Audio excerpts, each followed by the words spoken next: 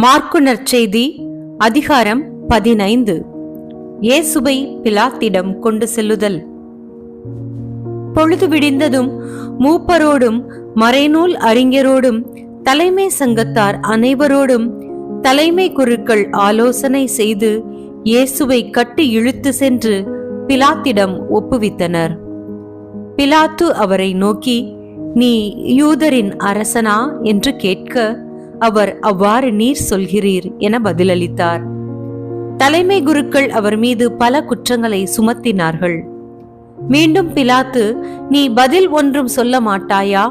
உன் மீது இத்தனை குற்றங்களை சுமத்துகிறார்களே என்று அவரிடம் கேட்டார். இயேசுவோ எப்பதிலும் கூறவில்லை. ஆகவே பிலாத்து வியப்புற்றான். இயேசுவுக்கு மரண தண்டனை விதித்தல். விழாவின் போது மக்கள் கேட்டுக்கொள்ளும் ஒரு கைதியை அவர்களுக்காக பிலாத்து விடுதலை செய்வதுண்டு.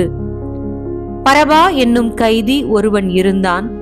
ஒரு கலகத்தில் கொலை செய்த கலகக்காரரோடு பிடிப்பட்டவன் அவன். மக்கள் கூட்டம் வந்து வழக்கமாய் செய்வது போல ஒரு கைதியை விடுதலை செய்யுமாறு பிலாத்துவை வேண்டத் தொடங்கியது. அதற்கு பிலாத்து, யூதரின் அரசரை உங்களுக்காக நான் விடுதலை செய்ய வேண்டும் என்று விரும்புகிறீர்களா என்று கேட்டான். ஏனெனில் தலைமை குருக்கள் பொறாமையால் தான் அவரை ஒப்புவித்திருந்தார்கள் என்று அவன் உணர்ந்திருந்தான்.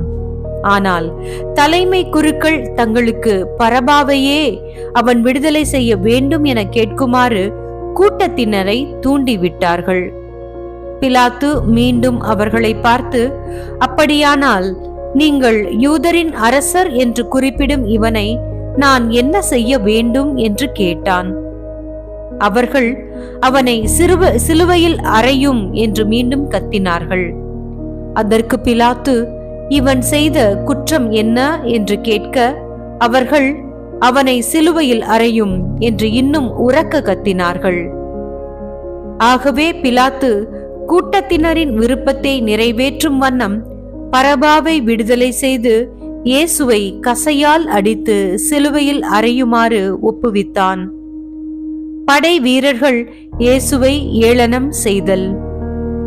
பிறகு படை வீரர் அவரை ஆளுநர் மாளிகையின் முற்றத்திற்கு இழுத்து கொண்டு போய் படைப்பிரிவினர் அனைவரையும் கூட்டினர்.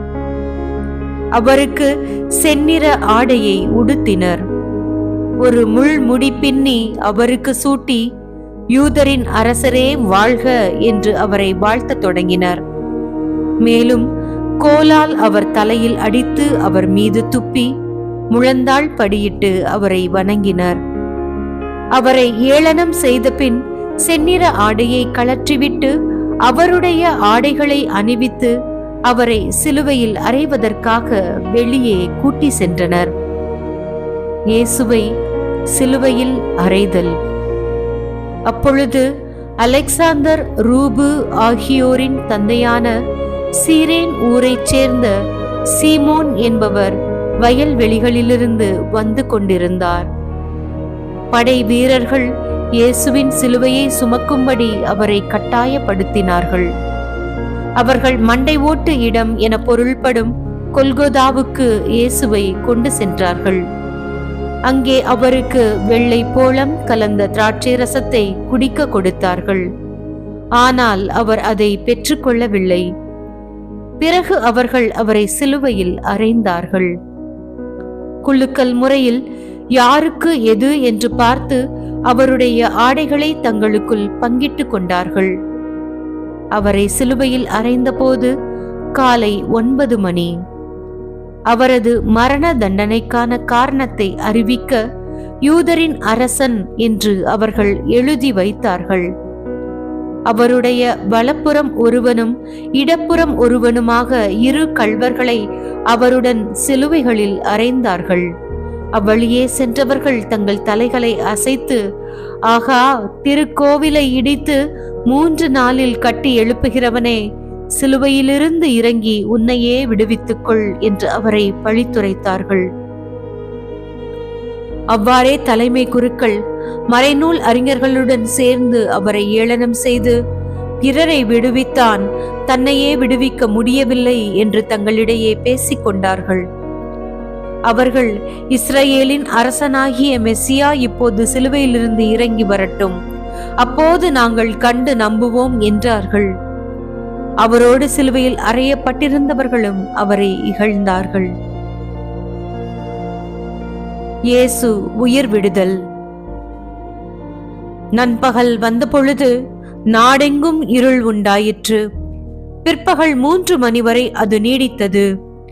பிற்பகல் 3 மணிக்கு இயேசு, எலோயி எலோயி லெமா சபக்தானி என உரக்க கத்தினார். என் இறைவா, என் இறைவா, ஏன் என்னை கைவிட்டீர் என்பது அதற்கு பொருள். சூழ நின்று கொண்டிருந்தவர்களுள் சிலர் அதை கேட்டு, இதோ எலியாவை கூப்பிடுகிறான் என்றனர். அப்பொழுது அவர்களுள் ஒருவர் ஓடிச் சென்று கடற்பஞ்சை எடுத்து புளித்த திராட்சை ரசத்தில் தோய்த்து அதை ஒரு கோலில் மாட்டி அவருக்கு குடிக்க கொடுத்து கொண்டே, பொறுங்கள், எலியா இவனை கீழே இறக்க வருவாரா பார்ப்போம் என்றார். இயேசுவோ உரக்க கத்தி உயிர் துறந்தார்.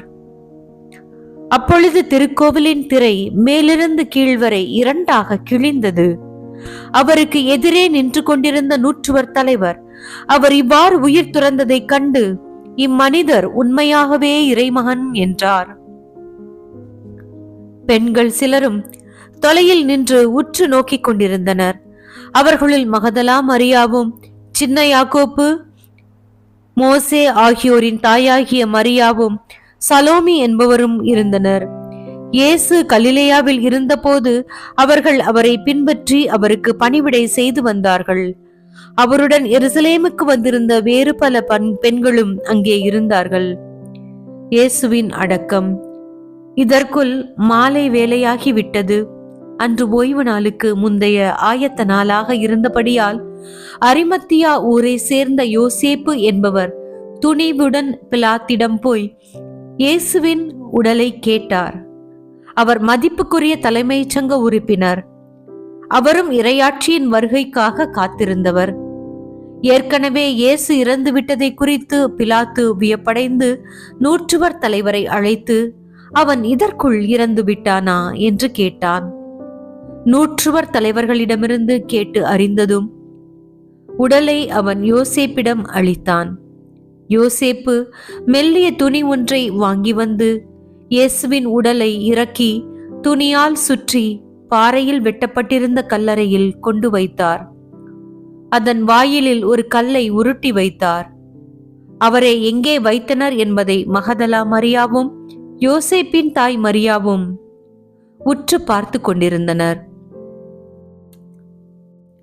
கிறிஸ்து வழங்கும் வாழ்வு தரும் நற்செய்தி.